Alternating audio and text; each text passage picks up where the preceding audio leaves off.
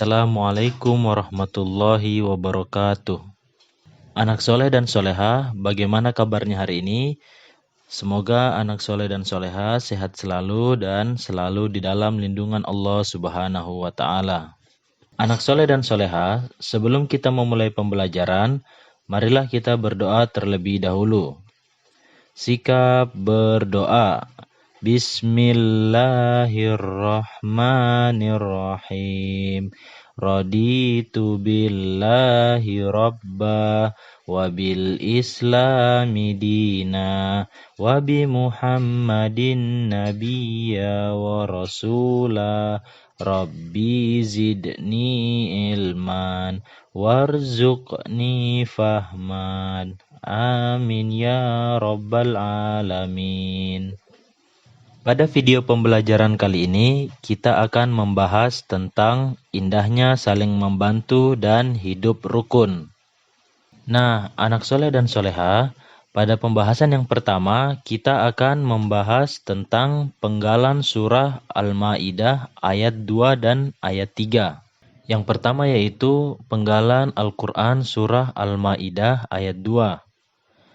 Pada ayat ini berisi tentang ajakan tolong-menolong dalam mengerjakan kebaikan dan takwa, dan janganlah tolong-menolong dalam perbuatan dosa dan permusuhan. Kita diharuskan saling tolong-menolong kepada sesama manusia dalam perbuatan baik dan ketakwaan. Sebaliknya, kita harus menghindari saling tolong-menolong dalam perbuatan dosa dan permusuhan. Nah, selanjutnya Quran Surah Al-Ma'idah ayat 3. Di dalam ayat ini, Allah Subhanahu wa Ta'ala mengingatkan umatnya agar tidak takut kepada orang-orang kafir, tapi takutlah hanya kepada Allah Subhanahu wa Ta'ala.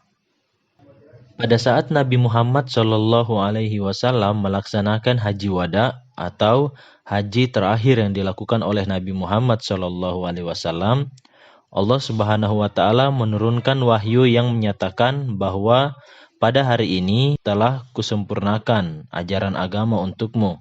Aku ridho agama Islam sebagai agamamu. Anak soleh dan soleha, pada surah Al-Ma'idah ayat 3, diharapkan kita harus takut hanya kepada Allah Subhanahu wa Ta'ala. Segala perintah Allah Subhanahu wa Ta'ala harus kita laksanakan dan segala larangan Allah Subhanahu wa Ta'ala harus kita hindari.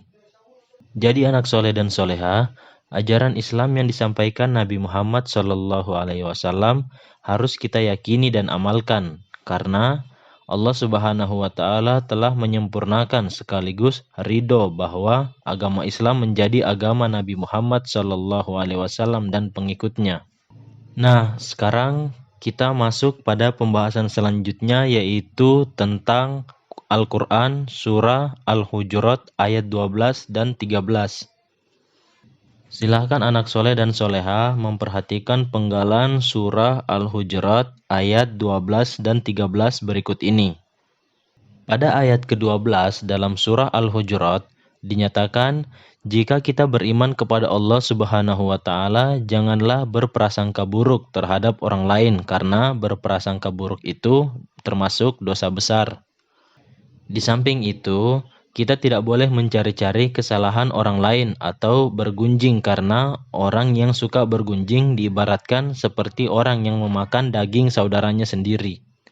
Pada Al-Quran, Surah Al-Hujurat ayat 12, Allah Subhanahu wa Ta'ala mengingatkan kita untuk menjauhi sifat prasangka atau mencari-cari kesalahan orang lain atau bergunjing, karena semua perbuatan itu adalah dosa.